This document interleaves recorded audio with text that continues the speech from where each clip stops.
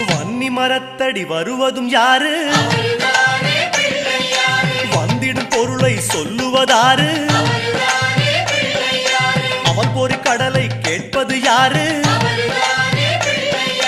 நிதிமதி நிம்மதி தருவது யாரு? எருக்கம் மாலை கேட்பது யாரு? பிணக்கம் நீக்கும் சாமியும் யாரு? முன்வினை அறுக்கும் மூத்தவன் யாரு? அவரும் வாழ்வது எங்க?